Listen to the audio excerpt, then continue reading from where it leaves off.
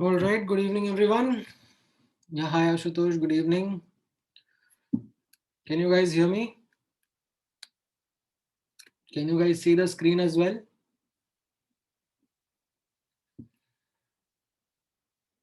Okay, great. हाँ, कुछ कहना चाह रहे हो हर्ष? Sir hello.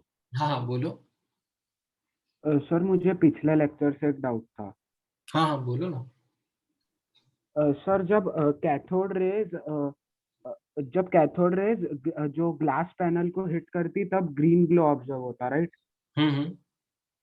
और जब एनोड सो कैथोड रेज को मतलब ग्लास को हिट करने पे ही ग्रीन कलर दिखता है, और एनोड में वैसा क्यों नहीं होता? एनोड रेज में सो इसका मतलब आंसर लाई करता है in the explanation that how these rays were generated, right? सो आपको अगर याद हो, मैंने कैथोड रेज के बारे में क्या बताया था, right? So if you have this as your let's say setup of CRT tube, ठीक है, एंड ये कैथोड है, ये एनोड है, राइट? यस कैथोड रेज जो है, ठीक है, they are electrons. Yes sir Some of them are coming from the material of cathode and some of them are coming from the gas particles, yes right? Now these high energy particles, these cathode ray particles, when they are striking the glass wall, tab there is a phenomena of excitation de-excitation that happens. मैं discuss करूंगा Bohr's model के time. And as a consequence radiations निकलते हैं, ठीक है? Yes and बहुत सारे type के रेडिएशंस निकलते हैं, उसमें से some radiations are of wavelength that are of green light, yes sir. And इसलिए हमें वो ग्रीन कलर दिखता है. अब So, sir, the excitation, de-excitation occurs only when the electrons hit the glass. हाँ, the electrons are hitting the glass, that is when it is happening. अब anode rays के बारे में क्या था? Anode rays they were produced by the gas particles only. Yes, sir. तो ये gas particles आपस में टकरा रहे हैं, like positively charged gaseous ions जो हैं वही हमारे एनोड रे पार्टिकल्स हैं. Yes, sir. तो जो ये पॉजिटिवली चार्ज पार्टिकल्स हैं, ये जब आपस में टकरा रहे हैं, ठीक है, तो यहाँ पर ये गैस पार्टिकल्स आपस में एक्साइट डी एक्साइट हो रहे हैं. Yes, sir. So, And sir, can we say that the pink color which is observed, it's a result because of the ionization of the gas in the glass? Correct, Yes, sir. ठीक है, Thank you. Alright. हाँ बोलो Mihika. Sir, why was the electrical discharge only observed at low pressure and high voltage? Well the thing was, जैसे आपने वो experiment देखा होगा ना स्टार्टिंग में,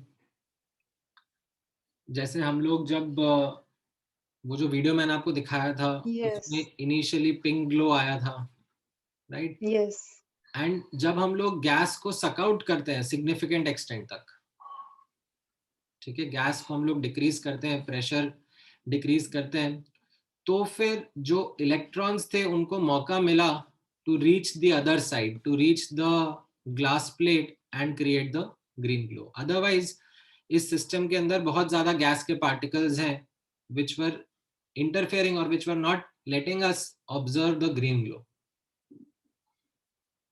okay, sir. ठीक है, हाँ बोलो आशुतोष. Hello sir. हाँ हाँ बोलो. सर आपने कैरेक्टरिस्टिक्स ऑफ एनोड रेज में लिखाया था हाँ the value of charge on positive particles obtained from different gases is same. तो सर वो वैल्यू क्या रहती? अगर लेट्स से एक इलेक्ट्रॉन इजेक्ट हो रहा है तो +1.6 इंटू 10⁻⁻19 कूलम। हाँ मतलब एक एटम के अंदर प्रोटॉन एंड इलेक्ट्रॉन का बराबर काउंट होता है, तभी तो एटम न्यूट्रल होता है। मान लो इसमें से ये एक इलेक्ट्रॉन इजेक्ट हो गया, यस सर। तो फिर कितना +1.6 प्लस हाँ। -19 कूलम रहेगा। ठीक है। Thank you sir. हाँ निकिता, करेक्ट, उसको हम प्लाज्मा भी बोलते हैं। जो पॉजिटिवली चार्ज गैसियस आयंस का पिंक ग्लो है, दैट इज प्लाज्मा ओनली।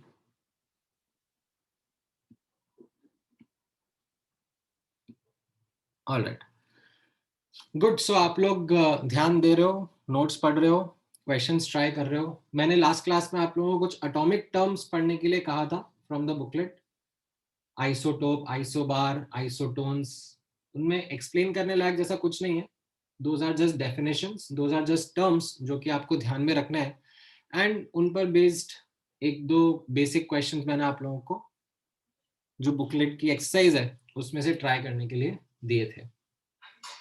ठीक है, हो सकता है उनमें से कुछ डाउट हो आपके, but let's not be bothered bye them right now, बाद में टाइम आएगा डिस्कस करेंगे। आप लोगों को अगर बुकलेट नहीं मिला है तो प्लीज आपके सेंटर कोऑर्डिनेटर के साथ में एक बार अप्रोच कीजिए, उनको पूछिए, क्योंकि मेरी नॉलेज में जो है उन्होंने बुकलेट शेयर कर दिया है बच्चों के साथ में। तो मे बी आप शायद रिसेंटली अगर ज्वाइन करें तो इसलिए हो सकता है आपको बुकलेट नहीं मिला होगा। ठीक है, हाँ। देन निकिता का एक और डाउट है, what are the targets in Rutherford model? What do you mean by targets? Like alpha particles किस पे स्ट्राइक कर रहे हैं? मेटल फॉइल पर।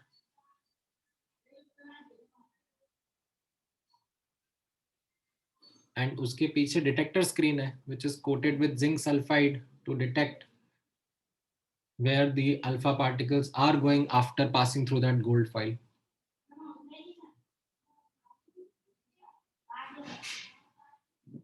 हाँ हाँ, पीडी सॉफ्ट कॉपी मिला होगा अभी आप लोगों को, आई एम श्योर अभी आप लोगों को हार्ड कॉपी नहीं मिला होगा। हार्ड कॉपी मतलब नए सेशन का प्रिंट होता है अलग से, तो वो बल्क में ही प्रिंट होता है, ऐसे अभी सिलेक्टिवली छोटा अकाउंट पे नहीं होगा। अगर आपको फिर भी डेस्परेटली चाहिए तो आप पूछ सकते हो, सर के पास पिछले साल का पुराना बचा हुआ होगा, जो कि लेस लाइकली है कि हो, बट अगर होगा तो वो दे सकते हैं आपको, बट वो फिर बाद में ही मिलता है, मतलब फिजिक्स केमिस्ट्री मैथ सबका वो बल्क में प्रिंटिंग में जाता है। ऑलराइट, चलो कंटिन्यू करते हैं आज का thought. I think most of the students have joined in now. तो आफ्टर रदरफोर्ड्स मॉडल हम लोग बोर्स मॉडल पढ़ते हैं, बट अब before going towards Bohr's model it is extremely important for us to realize one more theory in between which helped Niels Bohr develop his model of atom, that is called as the quantum theory of light.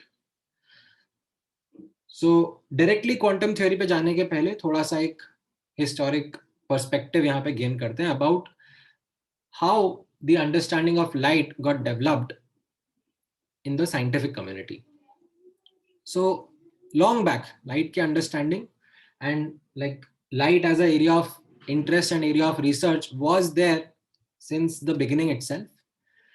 And around 1700s, there were these theories that were proposed, and two parallel theories, one citing the particle theory of light and the other citing the wave theory of light, were emerging. Right? As you can see, Isaac Newton was a proponent of the particle theory of light.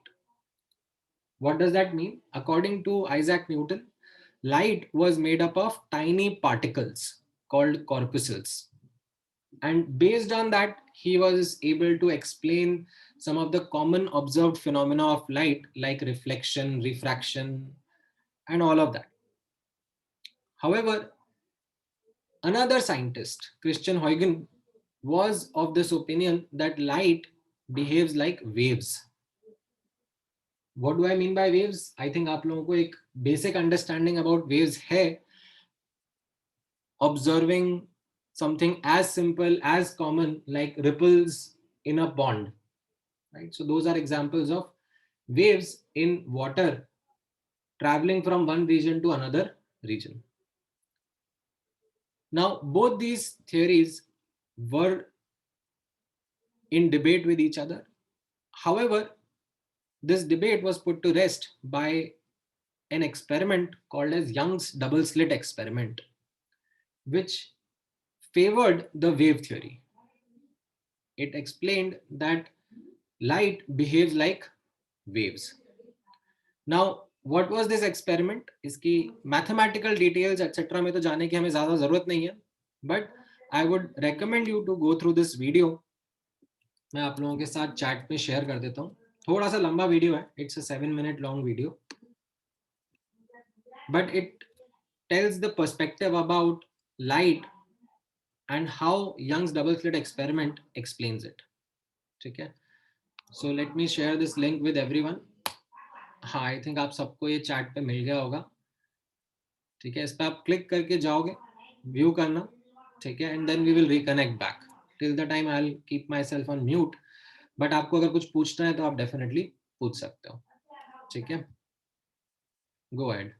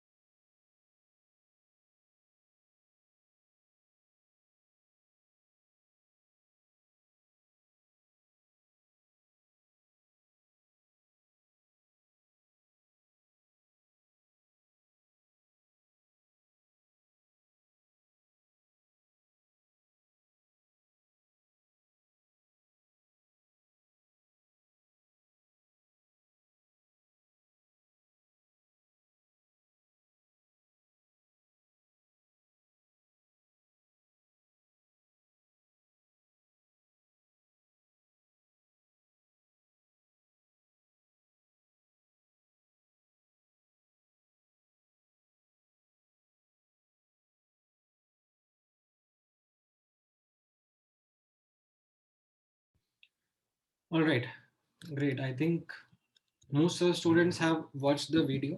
कुछ लोग अभी भी देख रहे हैं. I'll give it couple of more seconds for everyone to come back.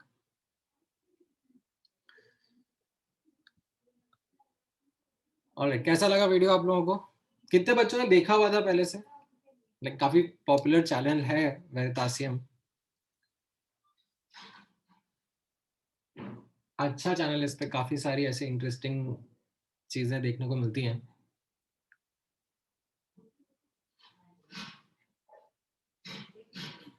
हाँ बोलो तने. नो सर, यू आस्क्ड किसने देखा है, तो मैं वही बोल अच्छा रहा अच्छा, दो आपने जस्ट हैंड रेज किया. ठीक ठीक. ऑलराइट. हाँ कुछ कहना है कुणाल? सर मुझे लास्ट लेक्चर में थोड़ा सा डाउट. बोलो. सर जो कैथोड रे ट्यूब है उसमें जिंक सल्फाइड की स्क्रीन पूरे कैथोड मतलब पूरे डिस्चार्ज ट्यूब पे लगी रहती है क्या? नहीं नहीं, जरूरी नहीं है. बिना अभी जो आपने जो वीडियो की लिंक भेजी है उसमें मतलब एनोड के पीछे नहीं पूरे डिस्चार्ज ट्यूब पे मतलब उस साइड पे ग्रीन ग्लो दिख रहा है, तो फिर वो जो मतलब पूरे कैथोड मतलब डिस्चार्ज ट्यूब पे जिंक सल्फाइड लगा है. नहीं नहीं नहीं, जरूरी नहीं है. ग्लास पे भी लग के ग्लो आ जाता है. जिंक सल्फाइड लगाते हैं तो और अच्छा दिखता है, एक और प्रोमिनेंट ग्लो दिखता है. मतलब जिंक सल्फाइड के बिना बिना भी ग्लो आता है ग्रीन ग्लो. हाँ हाँ. ठीक है sir. All right, so coming back to this particular video. ठीक है, आप लोगों ने ये देखा होगा. Let me just take you onto this particular frame and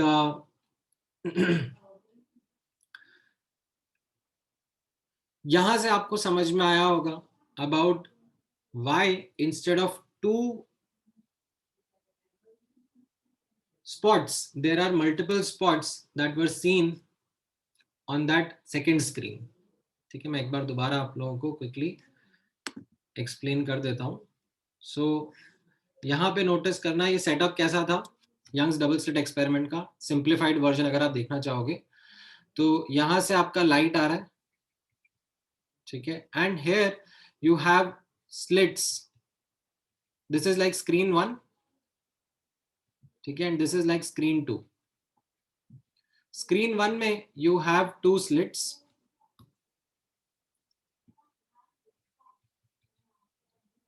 एक यहां पर है और एक यहां पर है.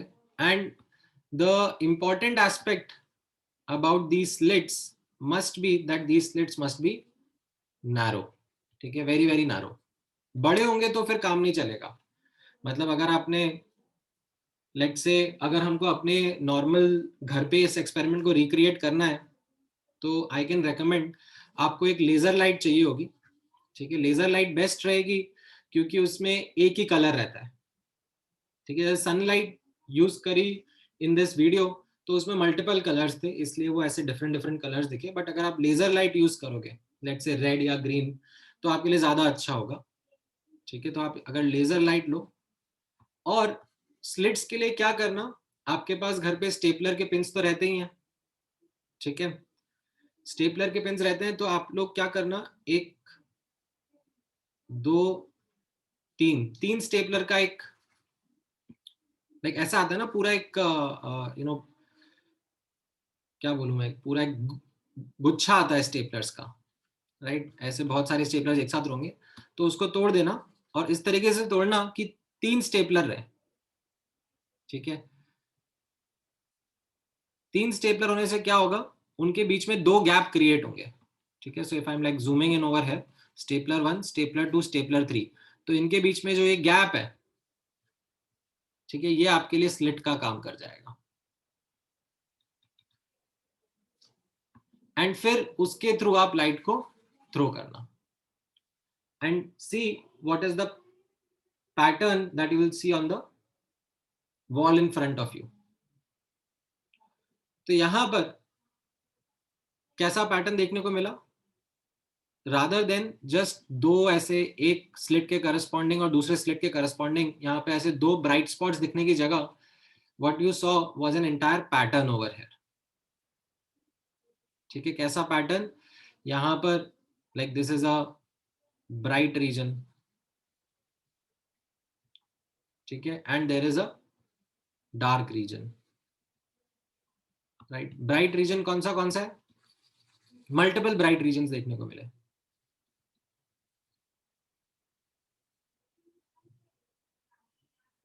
ये ब्राइट रीजन है, ये ब्राइट रीजन है, ये ब्राइट रीजन है, राइट? डार्क रीजन भी देखने को मिले.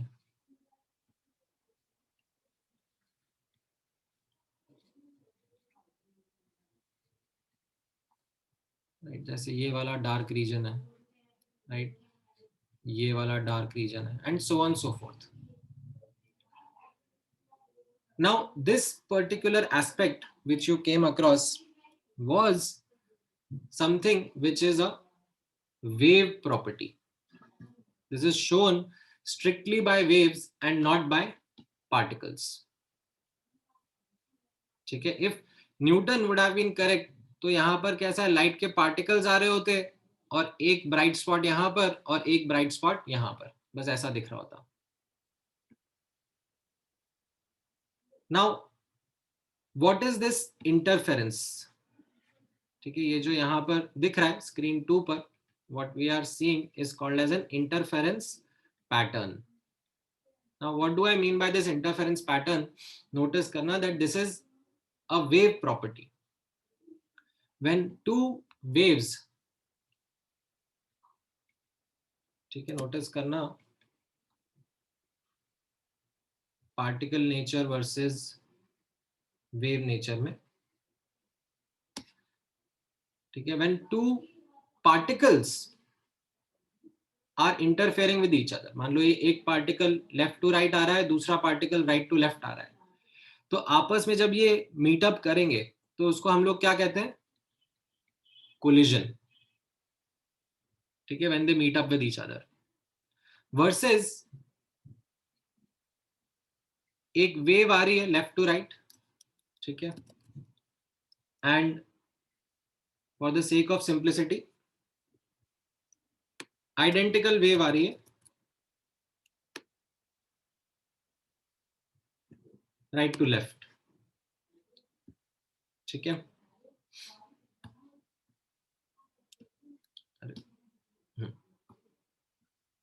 और ये वेव्स जब आपस में मीटअप करती हैं तो उसको कहा जाता है इंटरफेरेंस.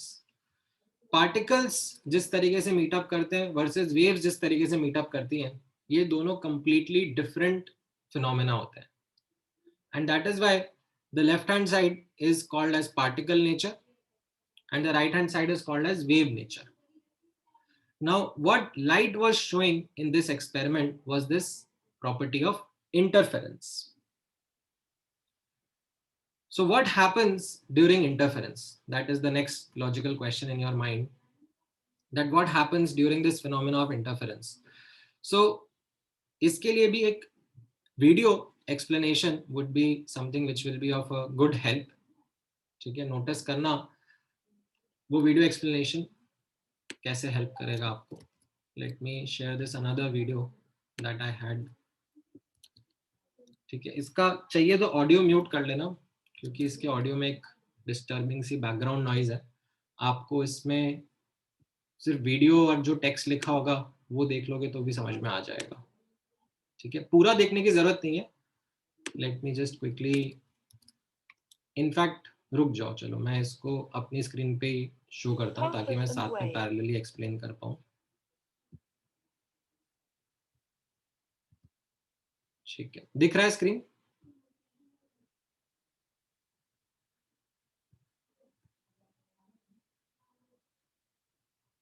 हाँ, मैं लिंक भेज भी दूंगा. वो मैं नोट्स भेजूंगा ना, नोट्स में मैंने इसलिए लिंक एम्बेड कर रखा है ताकि आपके पास ये लिंक आ भी जाएगा बाद में जब मैं नोट्स शेयर करूंगा उसके साथ में. ओके, तो ये वेव्स और पल्सेस के बारे में वीडियो है. And to help it visualise this interference जो हमने अभी डिस्कस करा, उसके लिए इन्होंने यहाँ पे एक मैकेनिकल डिवाइस बनाया हुआ है ठीक है, this mechanical device is called as a wave machine, and इसमें आपको ये वेव पैटर्न्स जनरेट होते हुए दिख रहे हैं। अब नोटिस करना किस तरीके से ये लोग हमें इंटरफेरेंस का पैटर्न समझाएंगे। तो सबसे पहले वो एक सिंगल पल्स भेज रहे हैं through this machine, through this setup.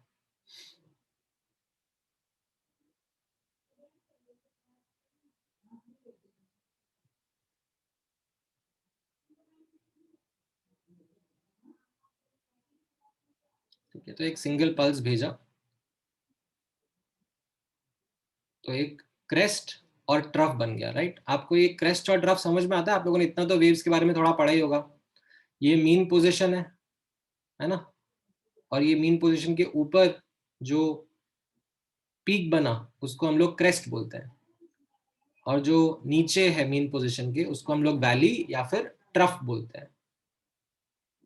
ठीक है, ऑलराइट। नाउ नोटिस करना, अब ये दोनों तरफ से पॉजिटिव पल्स भेजेंगे। पॉजिटिव का मतलब क्या हुआ?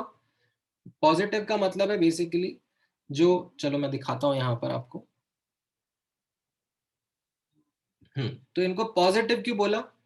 पॉजिटिव इसलिए बोला कि जो मीन पोजीशन होती है उसको हम लोग 0 असाइन करते हैं, और बाय कन्वेंशन ऊपर को पॉजिटिव नीचे को नेगेटिव। ठीक है, तो दोनों पॉजिटिव पल्स है, मतलब दोनों का जो एम्पलीट्यूड है, एम्पलीट्यूड वर्ड समझ में आता है आप लोगों को? Amplitude of the wave, basic basic कुछ कुछ टर्म्स है ये। तो इसका पॉजिटिव एम्पलीट्यूड और इसका पॉजिटिव एम्पलीट्यूड, ये दोनों आपस में एक ही जगह पर मीटअप करेंगे। ठीक है, मैं एक बार बिफोर शोइंग द वीडियो यहाँ पर एक्सप्लेन कर देता हूँ। जैसे यहाँ पर आपने नोटिस करा, ये जो एक पल्स है और ये दूसरा पल्स है। ठीक है, इसके जो ये क्रेस्ट है, ठीक है, दिस पार्ट जो ये ऊपर की तरफ है इसको क्रेस्ट बोलते हैं, ये जो नीचे वाला पार्ट है इसको ट्रफ बोलते हैं। ठीक है, यहां पर जो एम्पलीट्यूड है ये पॉजिटिव एम्पलीट्यूड हो गया। ठीक है, इसको प्लस ए से डिनोट कर देते हैं, और इसका जो एम्पलीट्यूड है इसको हम लोग नेगेटिव माइनस ए से डिनोट कर देते हैं। ठीक है, नाउ जब ये आपस में मीटअप कर रही हैं वेव्स, ठीक है, जब ये आपस में मीटअप कर रही हैं तो there are infinite ways in which they can meet up. Now one possibility is called as constructive interference. ठीक है, व्हाट इज कंस्ट्रक्टिव इंटरफेरेंस? यहाँ पे नोटिस करना, मतलब जो पॉजिटिव वाला पार्ट है, यानी कि जो क्रेस्ट है वो क्रेस्ट के साथ में ओवरलैप कर रहा है, जो ट्रफ है वो ट्रफ के साथ में ओवरलैप कर रहा है। ठीक है, नोटिस करना किस तरीके से रहेगा। Just give me one moment.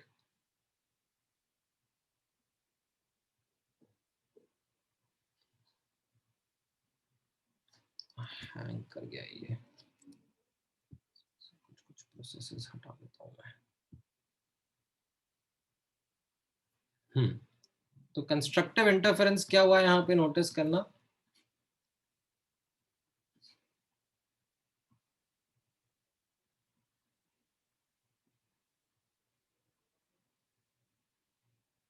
ये वेव था,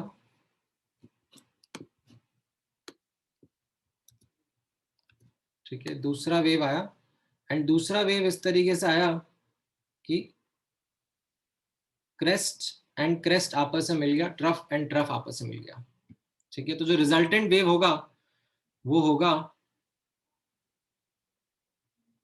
twice the crest and twice the trough.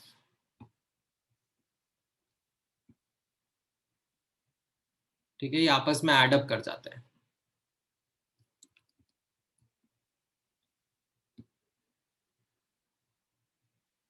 This is what the resultant wave will be.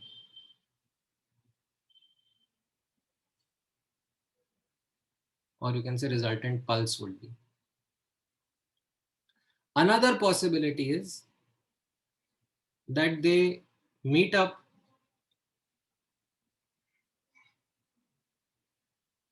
in a way which is called as destructive interference. What is meant by destructive interference? यहाँ पे notice करना.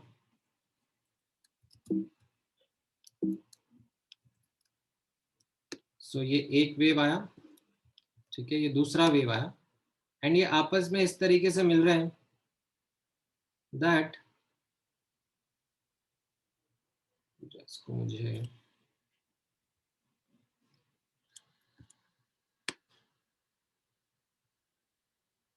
एक का crest दूसरे के trough के साथ में मिल रहा है, ठीक है, इस तरीके से मिल रहा है,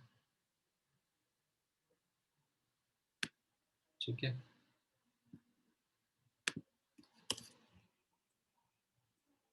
मैं इसको अलग से ड्रॉ कर देता हूँ. ये एक का क्रेस्ट दूसरे के ट्रफ के साथ में मीटअप कर रहा है. तो एज अ कॉन्सिक्वेंस यहाँ पर ये कैंसिल आउट हो जाएगा, ठीक है. जो ऊपर क्रेस्ट है और ट्रफ है ये आपस में कैंसिल आउट करके this is what the resulting pulse would be. Resultant pulse. This is called as destructive interference. इन दोनों के बीच में भी पॉसिबिलिटीज है, इन दोनों के बीच में भी कुछ भी हो सकता है, ठीक है. नाउ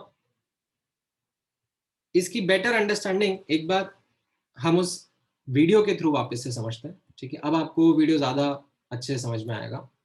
तो अब नोटिस करना है यहाँ पर दोनों साइड से पॉजिटिव पल्स छोड़िए. पॉजिटिव पल्स मतलब एक ऊपर है और दूसरी भी ऊपर है, ठीक है. मतलब इस तरीके से छोड़ी है कि उनका पॉजिटिव पॉजिटिव पार्ट आपस में मीटअप करेगा. तो आप नोटिस करना आप, ठीक है. थोड़ा फास्ट हो गया, अब वो वापस से स्लो करके दिखाएंगे आपको, ठीक है. अभी स्लो मोशन में दिखाएंगे और पॉज कर देंगे. तो आपने देखा दोनों एम्पलीट्यूड्स आपस में एड अप हो गए, ठीक है. दोबारा स्लो वाला मैं दिखाता हूँ. ये इस मोमेंट पर they interfered and this was constructive interference. Amplitude बढ़ गया, ठीक है.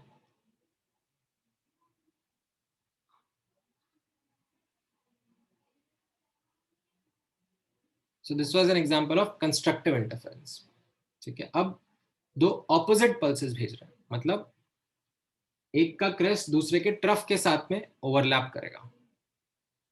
तो नोटिस करना कैसा रहेगा, ठीक है. थोड़ा सा फास्ट हो गया, अब वो स्लो करके दिखा देंगे.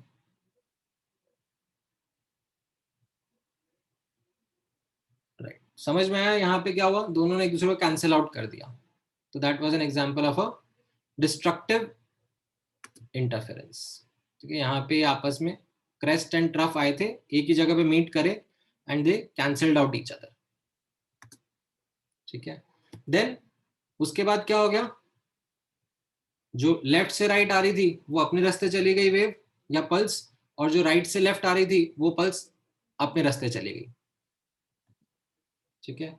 ऑल्दो यू मे क्वेश्चन कि वो एक दूसरे के थ्रू पास हो रही हैं या बाउंस कर रही है एक दूसरे के थ्रू, मतलब लाइक जाके टकरा के वापस आ रही है या जस्ट पासिंग थ्रू है. तो वो भी आपको यहाँ पे ये लोग बता देंगे that they are passing through. कैसे?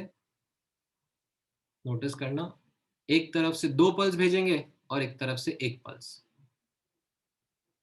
तो आपको समझ में आएगा that they are actually passing through.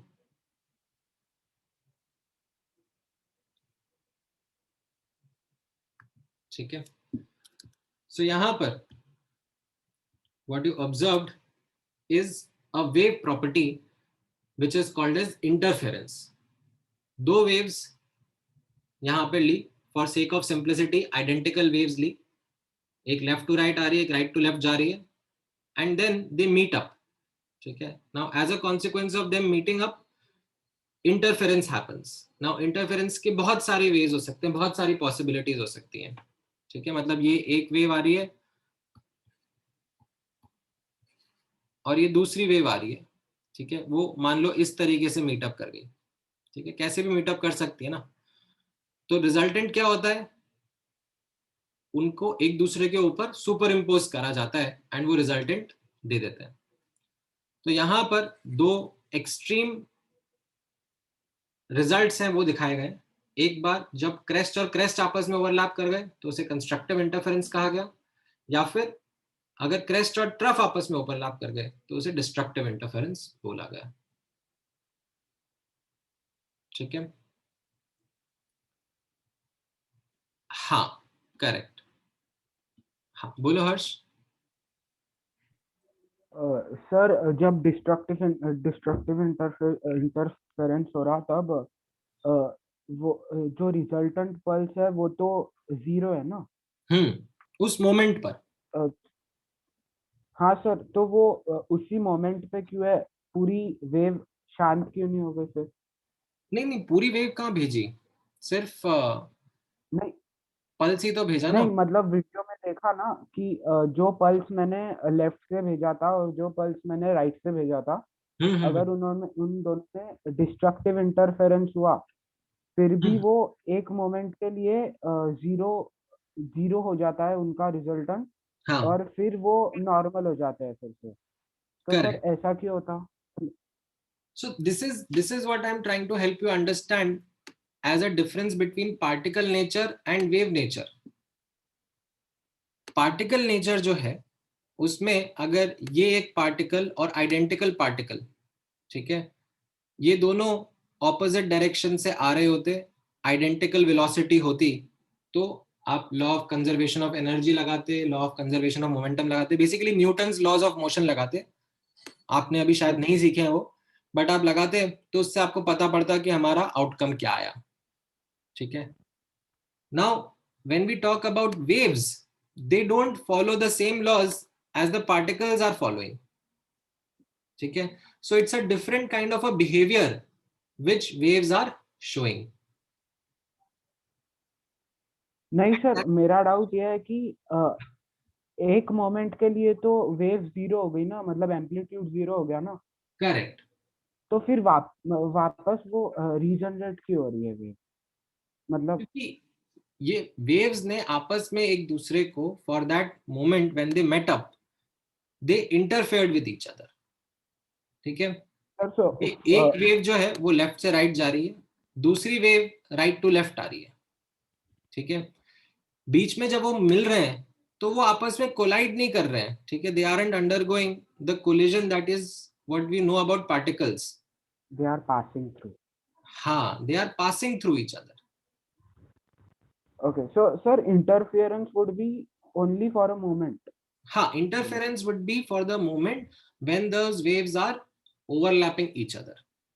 अब ओवरलैपिंग में जैसे मैंने आपको बताया कि वो ओवरलैपिंग में बहुत सारी पॉसिबिलिटीज है, उसमें ये दो एक्सट्रीम पॉसिबिलिटीज मैंने आपको दिखाई, कंस्ट्रक्टिव एंड डिस्ट्रक्टिव इंटरफेरेंस की, Yes, sir. Thank you. ठीक है। Now this is the property which we saw in that video was demonstrated by water waves also, ठीक है। तो अगर मैं एक बार वापस से आपको उस पुराने वाले वीडियो पर लेके जाऊं, ठीक है, just give me one moment.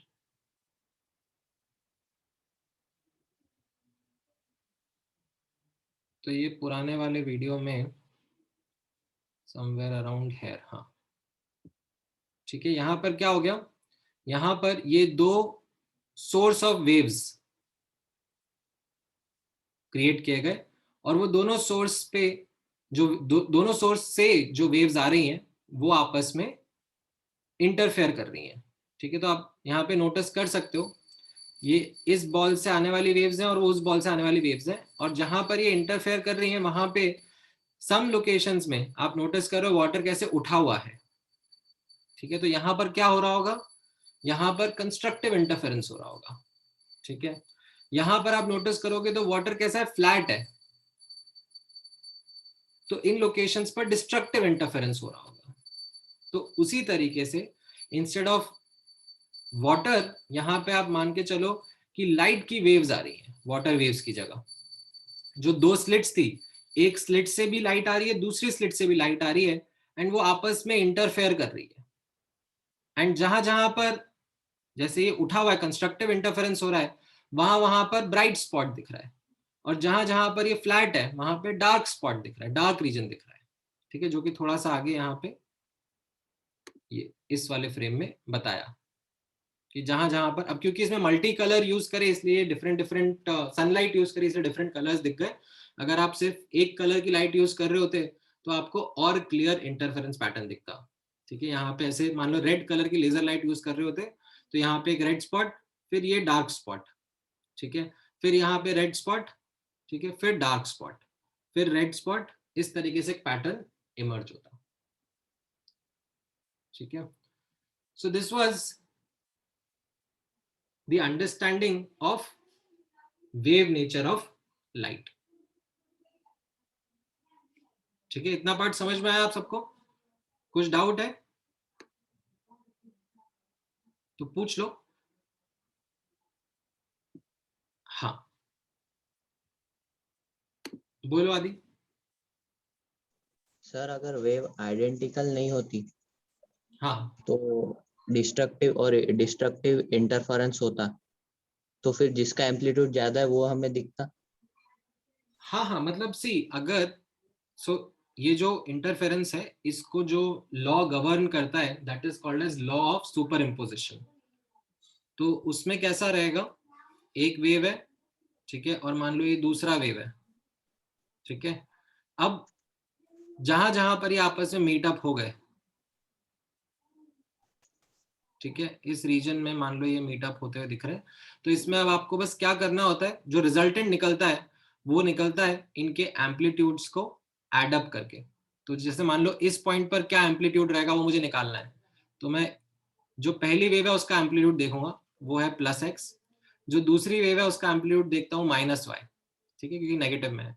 तो अब जो रिजल्टेंट एम्पलीट्यूड रहेगा वो क्या रहेगा, x + -y, ठीक है, तो मान लो कहीं पर यहां पर होगा। ठीक है, ऐसे आप हर पॉइंट का निकालोगे तो आपको फिर उनको ज्वाइन करने पर रिजल्टेंट वेव का शेप मिल जाता है। ठीक है, so this is called as law of superimposition. ये आप पढ़ोगे फिजिक्स में। अभी के लिए मैं सिर्फ इंटरेस्टेड रहूंगा in these two extreme interference outcomes, constructive and destructive. Thank you sir. बोलो आशुतोष। सर वो जो आपने फर्स्ट एक्सपेरिमेंट की लिंक भेजी थी उसमें वो स्लिट्स में से जब लाइट जाता तो वो स्लिट में से स्कैटर होता क्या? उसको डिफ्रैक्शन कहते हैं, that is another wave property, but again मतलब वो अभी आपके लिए इतना काम का नहीं है, ऑल्दो मैं उसके बारे में भी बात करूंगा थोड़े टाइम बाद। Okay sir. That is another wave property. हाँ बोलो भार्गवी। सर वो जो पहले वाले एक्सपेरिमेंट में वो वाइट लाइट मतलब सनलाइट एक वाइट लाइट है ना, तो वो जब वो स्लिट्स में से गई तो वो डिस्पर्स कैसी हो गई उसके कंपोनेंट कलर्स में? वो उसे डिफ्रैक्शन कहते हैं, वही मैंने अभी जस्ट जो आशुतोष ने बोला ना, वो भी एक वेव प्रॉपर्टी है। Yes sir. वो भी हम लोग देखते हैं, बट अभी उतना डेप्थ में जाने का जरूरत नहीं है। Yes sir, thank you. ठीक, ऑल राइट, नाउ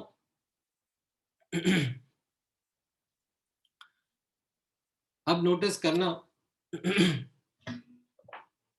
हाँ हाँ बिल्कुल हो सकता है साइश, क्यों नहीं हो सकता, चांसेस कम है बट पॉसिबल तो है ही सही।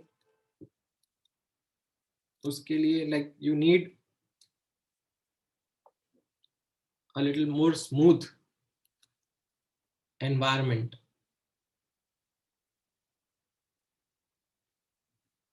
Okay, now before I further proceed on these lines, तो हम लोग कुछ properties of waves हैं वो एक बार डिस्कस कर लेते हैं। ठीक है, now ऑल्दो आप लोगों को ये बेसिक प्रॉपर्टीज वेव्स के बारे में पता होंगी, but just to be on the same page as everyone, ठीक है, एंड उसमें छोटी छोटी सी कुछ फाइनल डिटेल्स हैं, वो मैं आप लोगों के साथ एक एक करके डिस्कस कर लेता हूँ। तो वेव्स की कुछ कुछ इंपॉर्टेंट प्रॉपर्टीज लेते हैं हम लोग, बात कर लेते हैं उनके बारे में, उन टर्म्स को मैं बार बार यूज करता रहूंगा। तो जैसे ये एक सिंपल सा वेव फॉर्म है आपके सामने, ठीक है, this is called as a wave form, ठीक है, it is made up of many pulses one after the other. अब इसमें इस वेव या वेव फॉर्म के बारे में कुछ कुछ प्रॉपर्टीज रहेंगी, एक एक करके नोट करेंगे। सबसे पहले आएगी wavelength, right? So what is wavelength? For this simple example in front of you, हम लोग वेवलेंथ कैसे डिफाइन कर देंगे? It is the distance between any two consecutive crests और ट्रफ्स, ठीक है, ये क्रेस्ट है, इन दोनों के बीच, कंसेक्यूटिव क्रेस्ट के बीच के डिस्टेंस को हम लोग वेवलेंथ से डिस्क्राइब कर देते हैं। इसका representation is done by the symbol called as lambda, right? And SI unit इसका मीटर रहेगा, बट जनरली हम लोग जो वेव्स के बारे में बात करेंगे लाइट की, वो काफी छोटे वैल्यूज की होती हैं, तो उनके लिए we use these units of nanometer and angstrom, right? So इनका इंटर कन्वर्जन आपको मीटर के साथ में ध्यान रहना चाहिए, ठीक है। Apart from this you should also remember that prefix जो हम लोग यूज करते हैं,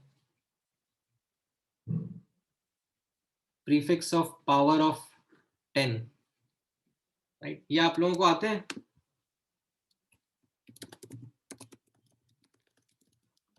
Let me see if I can quickly find an image to paste over here.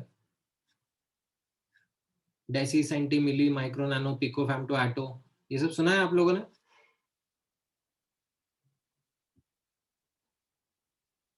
क्योंकि आगे कई जगह पे काम आ सकता है।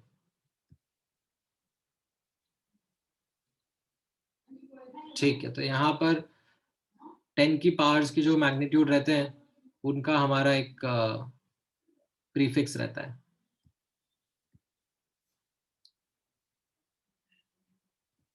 मैं एक बार क्विकली आप लोगों के साथ में डिस्कस कर लेता हूं। तो नोटिस करना यहाँ पर, लेट्स से दिस इज 0, ठीक है, तो 10 की पावर 1, 10 की पावर 2, 10 की पावर 3, 10 की पावर 6, 10 की पावर 9, 12, 15, 18, राइट? सो इसको बोलते हैं डेका,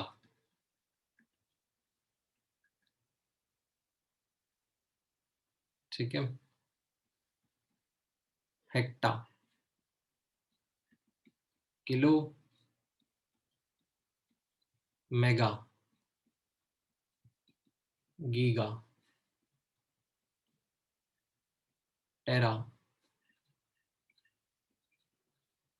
पीटा एंड एक्सा, ठीक है, यहाँ तक काफी रहता है। लाइक अभी ऐसे हार्ड डिस्क ऐसे टेराबाइट्स में आती है, अब थोड़े टाइम बाद पीटाबाइट्स में आ जाएगी, एक्साबाइट्स में आ जाएंगी, राइट? वैसे ही on the left hand side you have prefix for the lower powers of 10, 10 की पावर -1, 10 की पावर -2, 10 की पावर -3, 10 की पावर -6, ठीक है, 10 की पावर -9, 10 की पावर -10, 10 की पावर -12, ठीक है। इनफैक्ट यहाँ पर थोड़ा सा और जगह क्रिएट कर लेते हैं।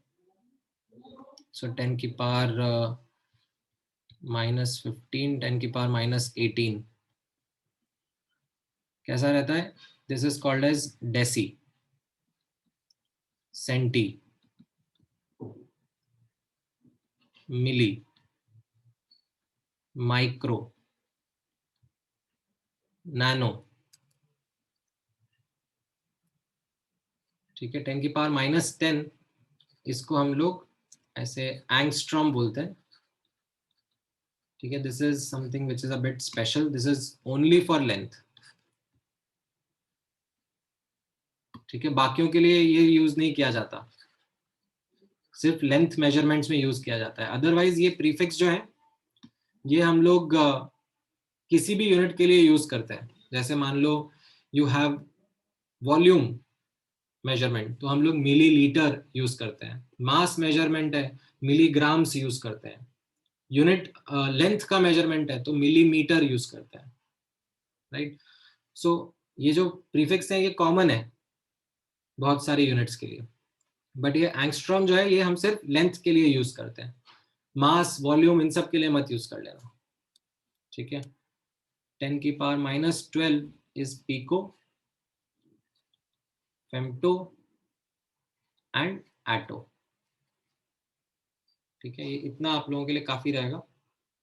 इतना ये 10 की पावर का scale is something which you should keep in mind, ठीक है। एंड ये धीरे धीरे याद होगा, ऐसा नहीं है कि आज के आज मैं बोल दिया आपको तो आज के आज आपने फटाफट इसको याद कर लिया, ठीक है। विद टाइम धीरे धीरे you will be able to get a grip of it.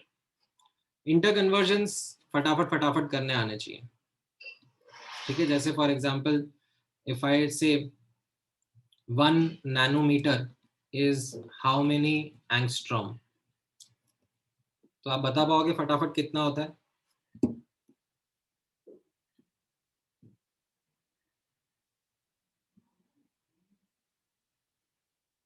One nanometer is how many angstrom?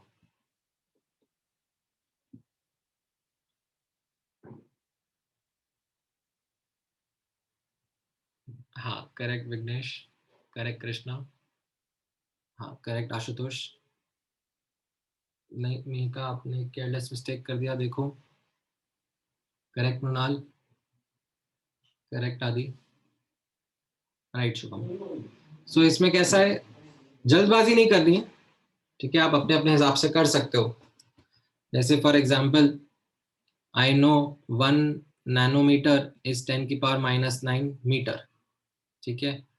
And I know that 1 angstrom is 10 की पावर -10 मीटर, राइट। सो इसका मतलब क्या हो जाएगा, 1 मीटर इज 10 की पावर 9 नैनोमीटर, ठीक है। मैं एकदम बेसिक तरीके से जाते जा रहा हूँ, आपको शॉर्टर तरीके भी रहते हैं। अब मैं इन दोनों को इक्वेट कर सकता हूँ, राइट। सो 10 की power 9 nanometre is equal to 10 की पावर 10 एंगस्ट्रॉम, और you can say 1 nanometre is equal to 10 angstrom, ठीक है। ये एकदम क्रूड मैथमेटिकल तरीके से मैंने आपको बता दिया। और भी तरीके हैं जिससे आप ये कर सकते हो, ठीक है, बट जल्दबाजी नहीं। ओके, तो ये वेवलेंथ के बारे में रहा, ठीक है। नेक्स्ट नोटिस करना another important term which is called as frequency, ठीक है। सो नोटिस करना frequency is another important wave property which is defined as number of cycles or number of waves passing through a point in 1 second. Now इसको मैं थोड़ा सा diagrammatically represent कर देता हूं आपको, ठीक है। जैसे ये ट्रैवलिंग वेव का हमने एग्जांपल लिया, इसी एग्जांपल के लिए हम लोग अपना डिस्कशन कर रहे हैं। मान लो ये वेव ट्रैवल कर रही है फ्रॉम लेफ्ट टू राइट, तो इसके लिए हम लोग बात कर रहे हैं फ्रीक्वेंसी में कैसे डिस्क्राइब कर रहा हूं। तो it is the number of waves passing through a point in 1 second. मतलब लेट्स से, ठीक है, थोड़ा सा अच्छे से बना लेते हैं।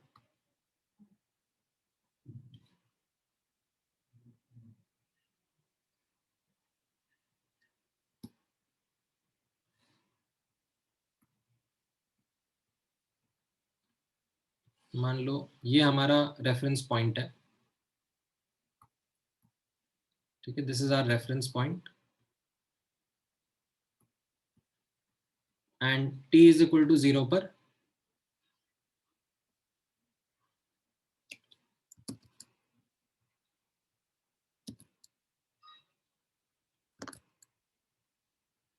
This is what we know about the wave, ठीक है।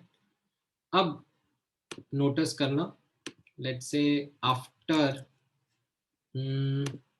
4 सेकेंड्स या 3 सेकेंड्स कर लेते हैं। After time t equal to 3 seconds, ठीक है, हमें कैसा दिख रहा है,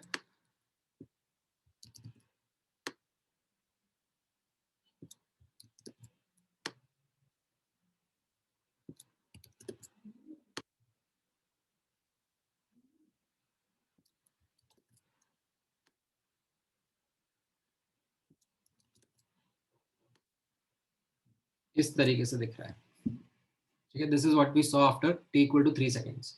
So now if I ask you what is the frequency, what will be your answer?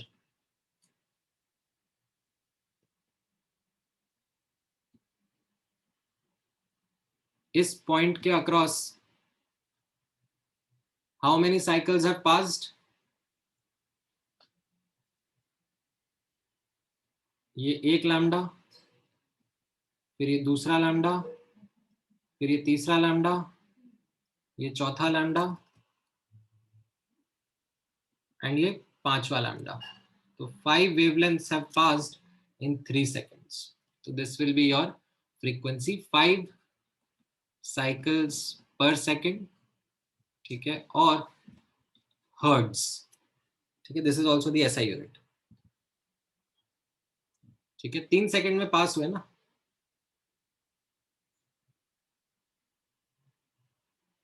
समझ में आया? फ्रीक्वेंसी का आंसर क्या रहा? 2 नहीं 5 ही वेवलेंथ पास हुए, 6 नहीं 5 ही वेवलेंथ पास हुए. अपन ने काउंट करा ना ये, बट कितने सेकंड में पास हुए? 3 सेकंड में. तो डेफिनेशन क्या थी? The definition was number of waves in 1 second, ठीक है. सो फ्रीक्वेंसी समझ में आया कैसे निकाला गया? नहीं, पहला वेव पास नहीं हुआ ना इस पॉइंट के through. This is our reference point, the blue point. इसके थ्रू बोला जा रहा है ना कितने पॉइंट्स पास हुए, कितने वेव्स पास हुए. तो 1 2 3 4 5 ही वेव्स पास हुए, ठीक है. ये मतलब ऐसे आए जा रहा है, पीछे से आए जा रहा है. दिस इज लाइक पीछे से ऐसे वेव पैटर्न आए जा रहा है.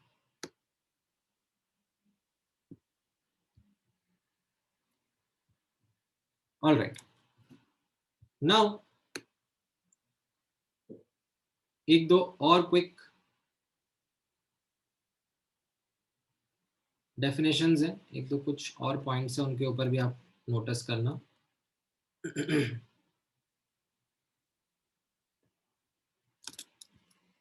वेलोसिटी, ठीक है. ये ट्रैवलिंग वेव के लिए मैं बात कर रहा हूं.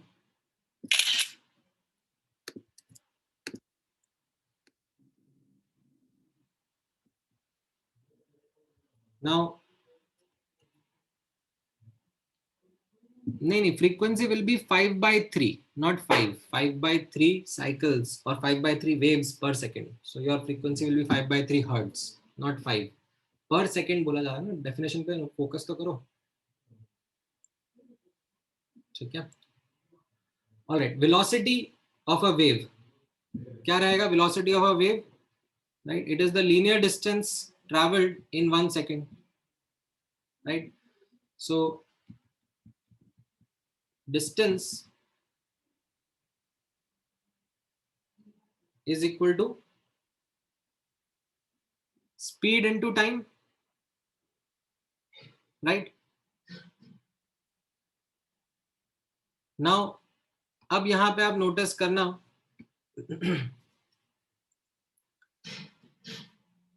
in a matter of 1 second,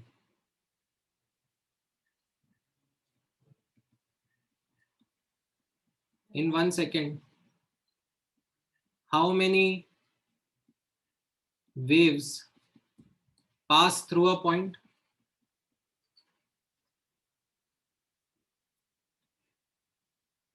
That is what is frequency is. Okay, in 1 second, how many waves pass through a point is nu. ठीक है. ये फ्रीक्वेंसी का सिंबल आपने नोटिस किया? It is represented by this symbol called as nu. ऐसे curved सा v है, ठीक है. ऐसा v मत बनाना, ठीक है. थोड़ा कर्व्ड सा फैंसी सा v है ये. एंड लीनियर डिस्टेंस जो हर साइकिल कवर कर रही है, linear distance covered by each cycle is wavelength, right. तो यहां पर आप नोटिस करोगे दैट 1 सेकेंड में कितना लीनियर डिस्टेंस ट्रैवल हो गया. Number of cycles into distance travelled पर साइकिल. तो you got an important relationship between wavelength, frequency and speed or velocity of a wave. समझ में आया? ये डेफिनेशन से आ गया ना, लीनियर डिस्टेंस, ये लीनियर डिस्टेंस ट्रैवल हो गया ना 1 सेकंड के अंदर. This is the linear distance that is traveled in 1 second.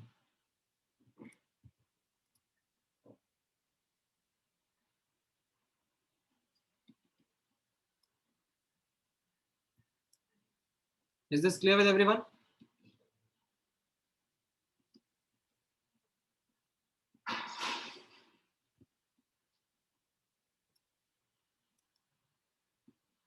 हाँ, great.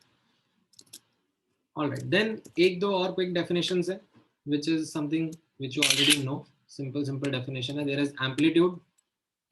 ठीक है, अभी इतना काम नहीं आएगा, but थोड़े टाइम बाद काफी काम आने वाला है. हाँ, वेलोसिटी या स्पीड के बारे में एक बार दोबारा बता दूं. तो वेलोसिटी का सिंपल डेफिनेशन है कितना डिस्टेंस ट्रैवल कर रहा है पर सेकंड के अंदर.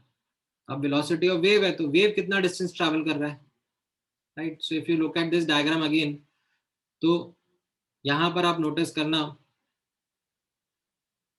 कितने वेव्स पास हो रहे हैं 1 सेकंड के अंदर. ठीक है, t इक्वल टू 1 सेकंड अगर मैं नोट कर रहा होता तो उसमें कितने वेव्स पास कर रहे होते हैं, वो फ्रीक्वेंसी के बराबर होता. और हर वेव कितना डिस्टेंस ट्रैवल कर रहा है, which is equal to lambda. तो फ्रीक्वेंसी इंटू लैम्डा इतना डिस्टेंस ट्रैवल कर लिया होता in 1 second. So that is what is equal to your speed. समझ में आया गंजन? नहीं, गजानन, सॉरी.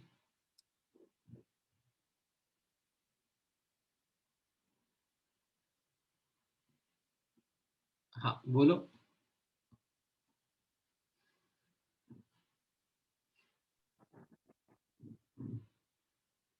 अच्छा, समझ में आया, उसके लिए हैंड रेज किया तुमने. ठीक. एम्पलीट्यूड तो आप लोगों को समझ में आता ही है, राइट. इसके बारे में बस मैं एक चीज एक्सप्रेस कर दूंगा, that it can be positive और नेगेटिव और जीरो. ठीक है, एम्पलीट्यूड जो है ये हमारे कन्वेंशन के ऊपर रहता है. हम लोग एक मीन पोजीशन जो रहता है उसका एम्पलीट्यूड 0 असाइन करते हैं, उसके ऊपर पॉजिटिव नीचे negative. So that is something which is up to us. All right, and then lastly एक और property है which is very less used. It is called as wave number. ठीक है, यहाँ पे नोटिस करना, ये वेव नंबर हम लोग किस सिंबल से रिप्रेजेंट कर रहे हैं. ऐसे न्यू के ऊपर जो फ्रीक्वेंसी का सिंबल है उसके ऊपर बार लगा दिया, nu bar, and it is simply 1 upon lambda. ठीक है, it is number of wavelengths present in 1 centimetre of length. ठीक है, विच इज बेसिकली सेइंग कि nu bar is equal to 1 by lambda, where lambda is to be written in the unit of centimeter. ठीक है, unitary method से आ जाता है ये simple. ठीक है, मतलब what I am trying to say is that अगर मैं यहाँ पे ऐसे लिखूं wavelength and number of waves. ठीक है, तो एक wave corresponds to how much length, that is called as wavelength. ठीक है, now 1 सेंटीमीटर में कितनी वेव्स आ जाएंगी वो आपको निकालना है. तो जस्ट यूनिटरी मेथड अप्लाई कर लो, उससे ये वेव नंबर आ जाता है. ठीक है, so these are some very basic fundamental properties of waves जिनका मैं बार बार यूज करूंगा. I hope now everyone is on the same page regarding these properties. Okay, now after understanding this, अब notice करना, the conclusion that I told you is that after Young's double slit experiment, it became evident that light is a wave. light is showing wave property. But what exactly is wave? जैसे water wave आपने देखा, water का ripple आपने देखा, तो वो समझ में आता है that water as a medium के अंदर डिस्टरबेंस जो क्रिएट हुआ और वो पीरियोडिक ऑसिलेशन हुआ वाटर के मॉलिक्यूल्स का, उसकी वजह से एनर्जी ट्रांसफर हो रहा है from one region to another region, that is what is the wave. ठीक है, periodic oscillation of water molecules resulting in transfer of energy from one region to another region, right? That is what water wave was. But ये जो light है, इसको जब हम wave बोल रहे हैं, तो what exactly is waving?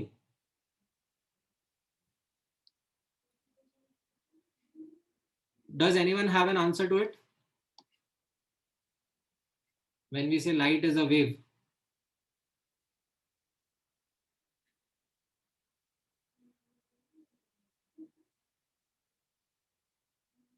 now the question isn't actually simple. Okay, it is something which is quite difficult in itself, and it took a lot of years for scientists to actually figure out that what exactly light is. What exactly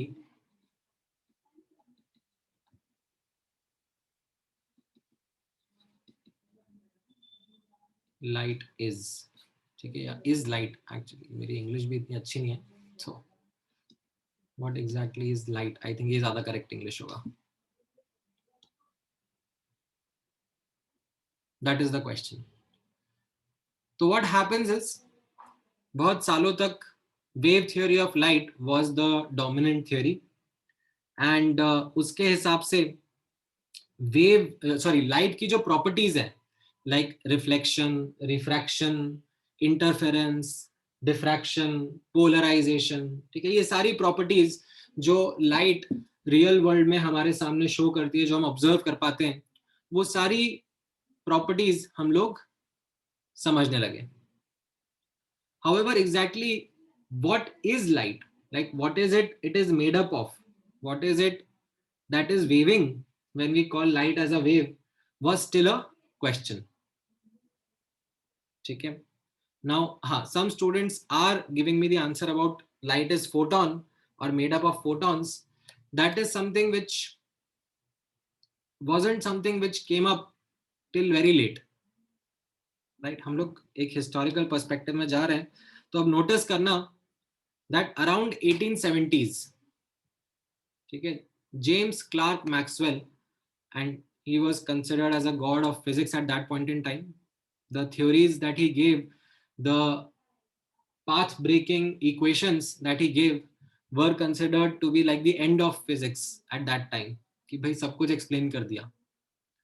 However, as you know now that a lot of new things come up as when scientists explore, keep on exploring. But his was a theory which was a tremendously path-breaking theory at that point in time.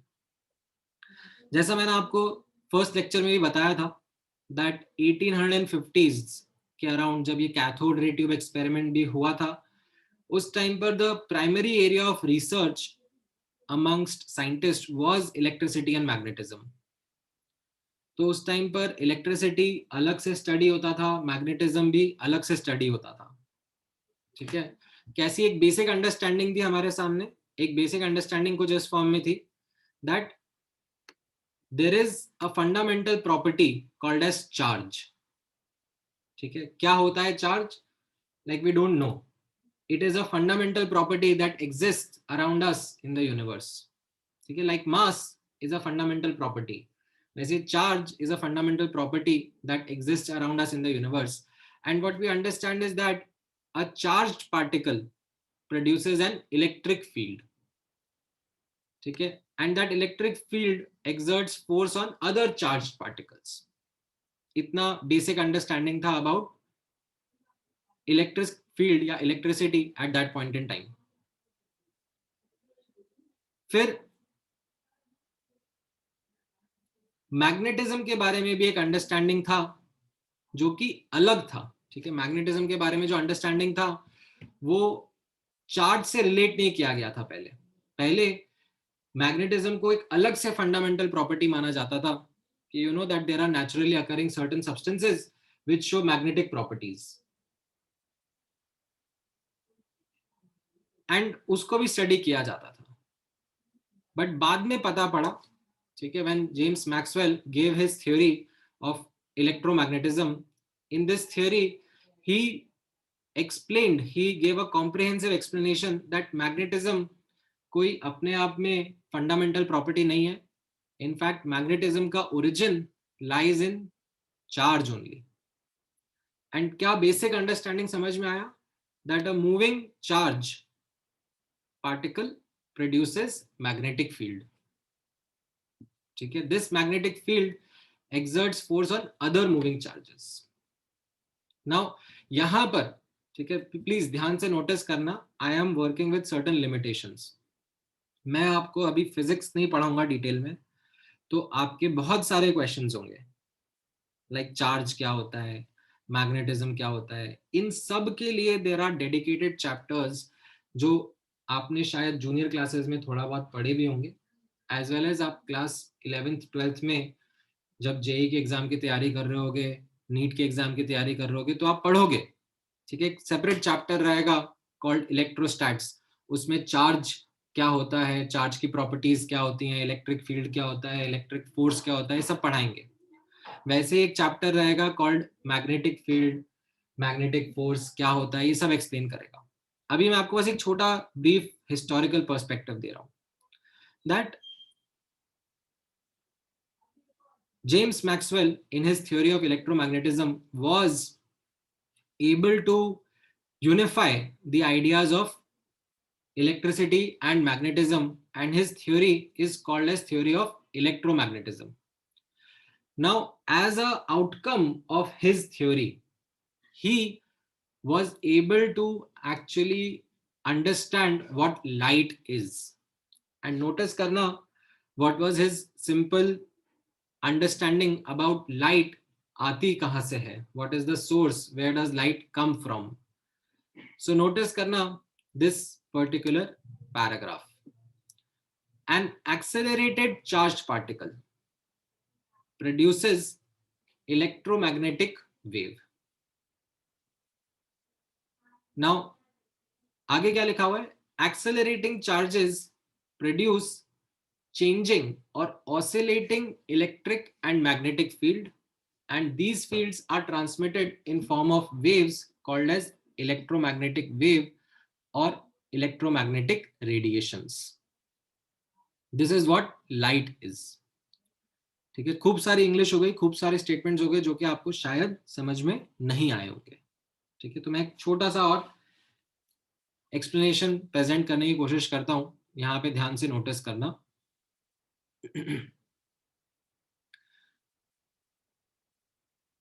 मान लो ये एक charge particle है,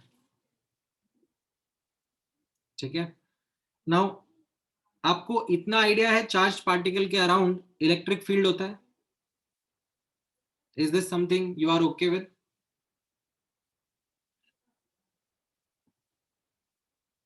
ठीक है, so ये charge particle है और इस चार्ज पार्टिकल के अराउंड इलेक्ट्रिक फील्ड है। हम लोग वो इलेक्ट्रिक फील्ड कैसे ऑन पेपर डिनोट करते हैं? हम लोग ऐसे इलेक्ट्रिक फील्ड लाइंस बनाते हैं। ठीक है, नाउ जब ये चार्ज स्टेशनरी है, ठीक है, स्टेशनरी मतलब स्टैटिक है, मूव नहीं कर रहा है, तो जो ये इलेक्ट्रिक फील्ड रहता है अराउंड दिस चार्ज्ड पार्टिकल, ये यूनिफॉर्म होता है। ठीक है, यूनिफॉर्म वर्ड समझ में आता है? It is consistent, it is,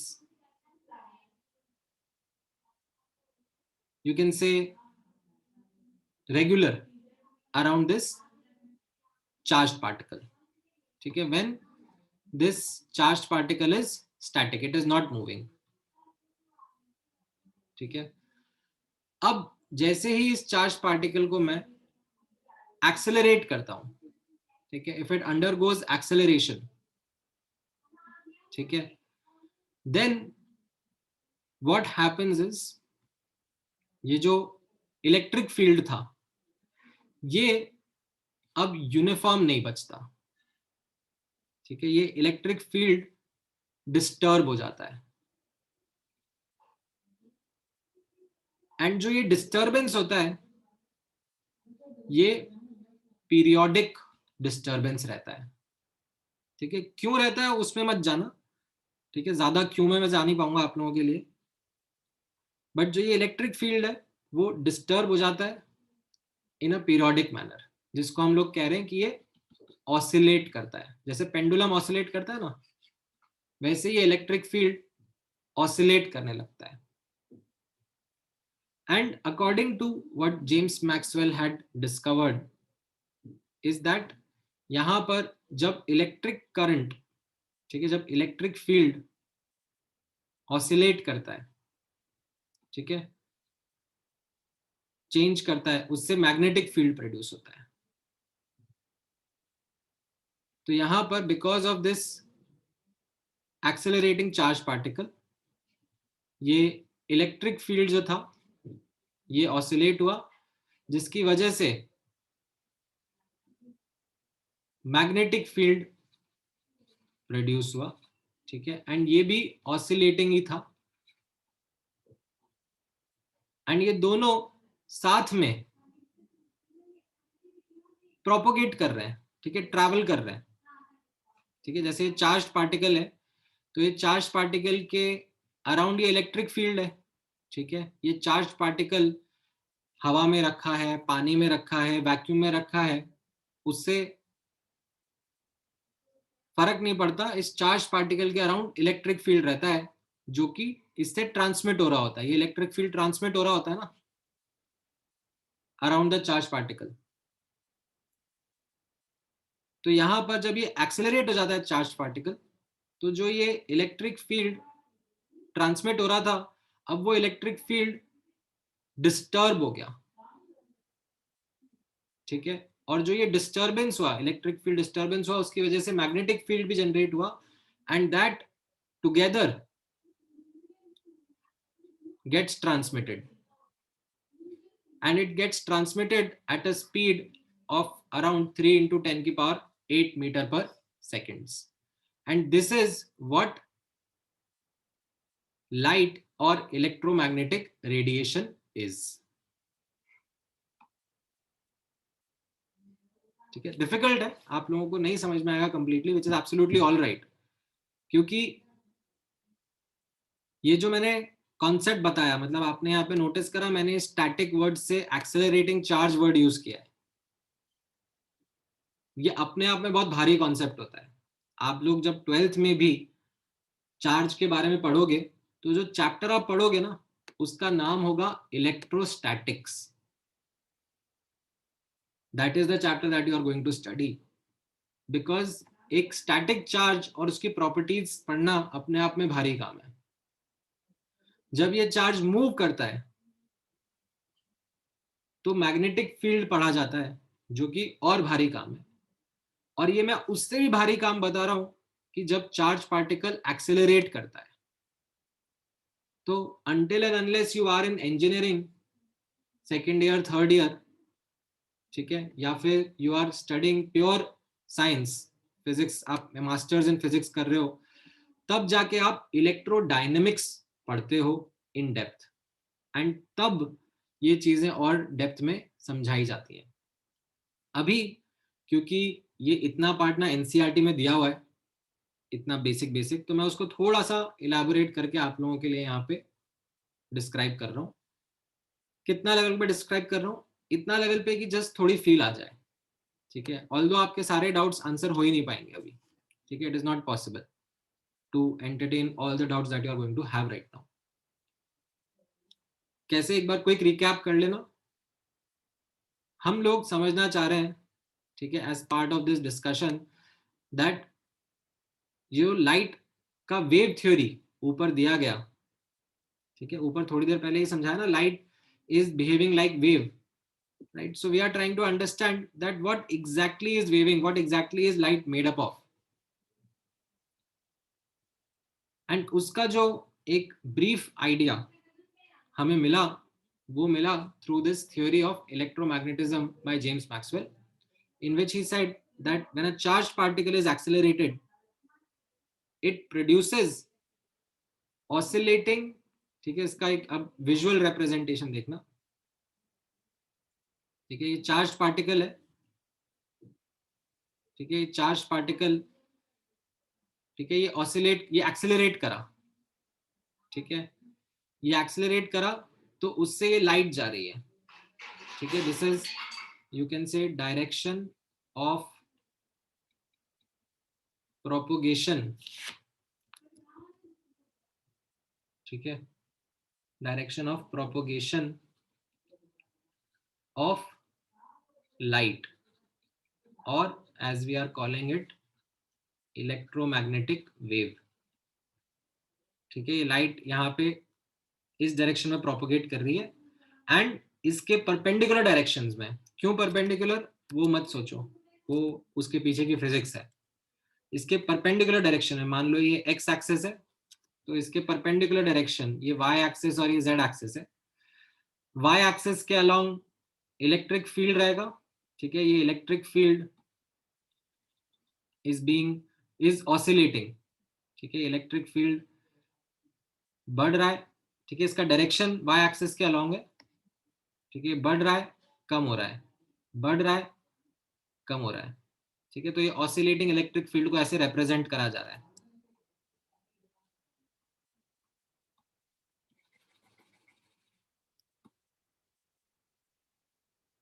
and इसी से साथ में मैग्नेटिक फील्ड भी जनरेट हो रहा है, तो ये मैग्नेटिक फील्ड इन दोनों के परपेंडिकुलर रहता है, direction of propagation as well as electric field के, तो अलोंग जेड एक्सिस ये मैग्नेटिक फील्ड का डायरेक्शन रहता है, बढ़ रहा है, कम हो रहा है, बढ़ रहा है, कम हो रहा है, बढ़ रहा है, कम हो रहा है, इस तरीके से ये प्रोपोगेट हो रहा है। और ये किस स्पीड से प्रोपोगेट हो रहा है?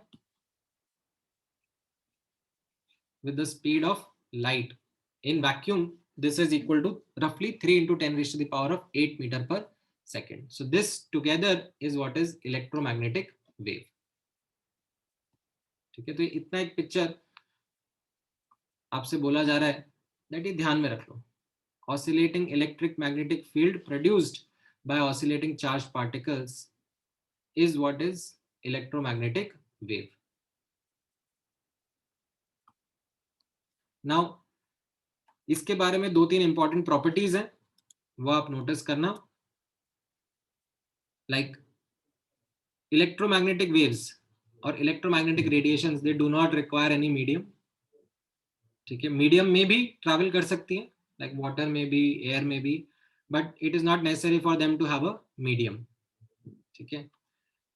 नाउ दीज ऑसिलेशंस जो आप यहाँ पे नोटिस कर रहे हो, ठीक है, ये ऑसिलेशंस डिफरेंट वेवलेंथ के हो सकते हैं, ठीक है, जैसे यहाँ पर ये जो वेवलेंथ है लैम्डा है, हो सकता है ये ऑसिलेशन कम वेवलेंथ का भी क्रिएट हो सकता है, ठीक है, वो तो डिपेंड करेगा आपने जो चार्ज पार्टिकल है उसको कैसे डिस्टर्ब किया, कितना डिस्टर्ब किया, तो ये कम फ्रीक्वेंसी या ज्यादा फ्रीक्वेंसी के भी ऑसिलेशंस हो सकते हैं। सो डिफरेंट जो वेवलेंथ होती हैं या डिफरेंट फ्रीक्वेंसी की जो इलेक्ट्रोमैग्नेटिक रेडिएशंस होती हैं, वो सब सेम स्पीड से ट्रैवल करती है, that is the speed of light, and together they are called as electromagnetic spectrum, ठीक है, collection of these electromagnetic waves or electromagnetic radiations of different wavelength of frequency, they are called as electromagnetic spectrum. And another property which is very much difficult to understand, ठीक है, ये वापस से NCERT में दिया हुआ है, बस मैं इसलिए हाईलाइट कर रहा हूँ यहाँ पर, otherwise it is a like not that easy to understand, that these waves, they are not affected by an external electric or magnetic field, ठीक है, जैसे चार्ज पार्टिकल जो होते हैं, मान लो एक चार्ज पार्टिकल जो है वो ट्रैवल कर रहा है और आपने उसके अक्रॉस इलेक्ट्रिक फील्ड लगा दिया, तो वो चार्ज पार्टिकल, मान लो पॉजिटिव चार्ज है तो वो बेंड हो जाएगा, उसका डायरेक्शन चेंज हो जाएगा, it will shift towards the negatively charge particle. But अगर यहाँ से एक इलेक्ट्रोमैग्नेटिक वेव आ रही है, ठीक है, एंड हमने इलेक्ट्रिक फील्ड अप्लाई करा हुआ है, तो उस इलेक्ट्रोमैग्नेटिक वेव पे कोई फर्क नहीं पड़ता है, ठीक है। क्यों नहीं पड़ता है? Maybe you will get the answer once you are into this domain, ठीक है, but it is a good to know property at this point in time, ठीक है। So what exactly is light, उसका अब एक good enough understanding was something that came after this theory proposed by James Maxwell, ठीक है। हाँ, in the meantime, any doubts, any questions?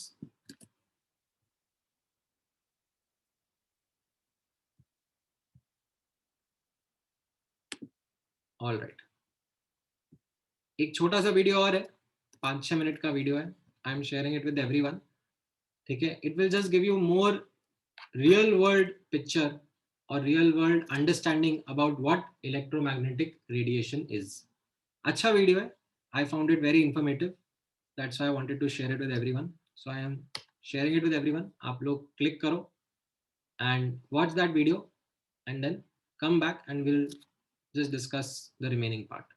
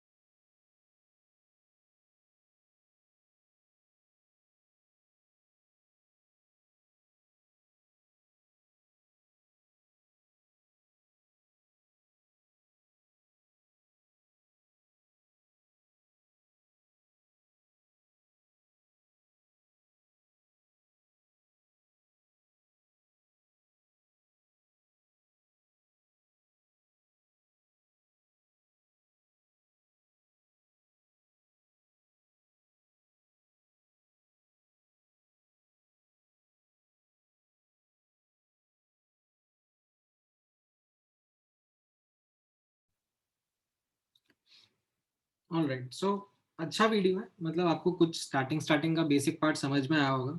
बाद का पार्ट जो कि मतलब उसका एप्लीकेशन है अबाउट यू नो नासा के पर्सपेक्टिव से, वो फिर भी नहीं समझ में आया होगा इतना। वो इलेक्ट्रोमैग्नेटिक स्पेक्ट्रल सिग्नेचर क्या होता है and how do they detect water और ice far far away from Earth, वो सब चीज़ें फिर भी इतनी नहीं ग्रास्प हुई होंगी, बट एटलीस्ट एक बेसिक आइडिया आपको लगा। And how electromagnetic waves are useful, are something which are important to us, वो जरूर समझ में आया होगा। ठीक है, ऑन दीज लाइन्स एक्चुअली जो एक नया way of understanding the universe around us आया है, that is called as gravitational wave. आप में से कितने लोगों ने ग्रेविटेशनल वेव्स के बारे में सुना है? Just out of curiosity.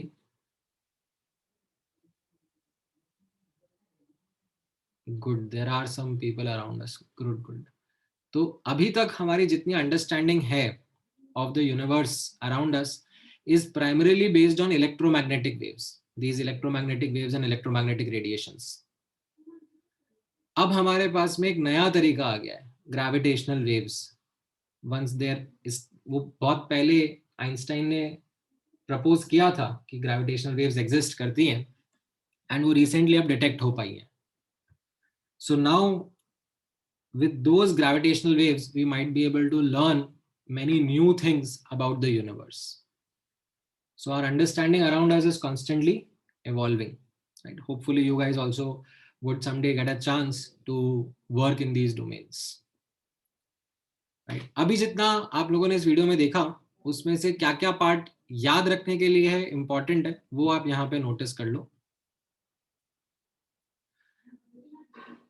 एक आप नोटिस करो that electromagnetic waves of different wavelengths या different frequency, right?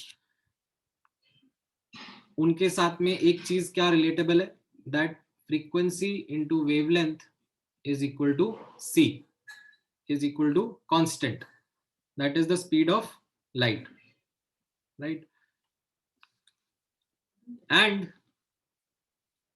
energy was proportional to frequency and inversely proportional to wavelength। ठीक है, तो जैसे अगर आप यहाँ पर ये डायग्राम नोटिस करोगे, ये स्केल ऑफ एनर्जी है। ठीक है, रेडियो वेव्स जिनका हायर वेवलेंथ है, कम फ्रीक्वेंसी, उनका एनर्जी कम है। जिनका हायर फ्रीक्वेंसी है, लोअर वेवलेंथ है, उनका एनर्जी ज्यादा है। तो ये डिफरेंट इलेक्ट्रोमैग्नेटिक वेव्स या रेडिएशन को नाम दिया जाता है, एंड ये नाम आपको ध्यान में रहने चाहिए। ठीक है, आई एम श्योर आप लोगों ने पहले भी पढ़े हुए होंगे, बट इनका ये ऑर्डर जरूर ध्यान में रखना। Radio waves, microwaves, infrared, this is in the increasing order of frequency और डिक्रीजिंग ऑर्डर ऑफ वेवलेंथ। ठीक है, इस ऑर्डर में ध्यान में रखना। इसमें हमारे लिए विजिबल रीजन इज समथिंग जिसको थोड़ा डेप्थ में ध्यान में रखने की जरूरत है। This is something which our eyes can see and detect, and the wavelength range is from 380 to 760 nanometre रफली। एंड विद इन दिस, ठीक है, जो डिफरेंट कलर्स हैं उनको इस ऑर्डर में जरूर याद रखना, VIBGYOR, violet, indigo, blue, green, yellow, orange, red. And this is again in the order of, यहाँ पे जैसे हम नीचे जा रहे हैं तो वी हैव लोअर फ्रीक्वेंसी और हायर वेवलेंथ, एंड ऊपर वी हैव हायर फ्रीक्वेंसी और lower wavelength, right? So if I compare it in terms of energy, violet light has more energy as compared to red light। ठीक है, ये इतना part आपको ध्यान में रखना रहेगा। ठीक है, तो ये हमारा आज का डिस्कशन था रिलेटेड टू इलेक्ट्रोमैग्नेटिज्म, और सॉरी रिलेटेड टू लाइट। ठीक है, अब हम क्वांटम थ्योरी की तरफ, लाइट की तरफ मूव करेंगे, but let me start that fresh in the next lecture tomorrow itself. Let me not start that right now, अभी आज के लिए इतना डिस्कशन काफी है। नेक्स्ट लेक्चर में हम लोग यहीं से रिज्यूम करेंगे। ठीक है, तो ये आज का रिकॉर्डिंग एंड नोट्स मैं आप लोगों के साथ शेयर कर दूंगा. Do make sure if you are interested you can watch these videos again. ठीक है, ये बेसिक पॉइंट्स कॉपी करना. ठीक है, इनसे रिलेटेड थोड़े बहुत क्वेश्चंस मैं आप लोगों के साथ शेयर अगर होंगे तो कर दूंगा. वैसे अभी अपन ने इतना पढ़ा नहीं है कि इसमें से कुछ खास क्वेश्चन आए. तो एक बार जब मैं नेक्स्ट क्लास में क्वांटम थ्योरी ऑफ लाइट पे आऊंगा, then you should be able to do certain numericals also. ठीक है, all right, any questions, any doubts that you have before I close the lecture, let me know.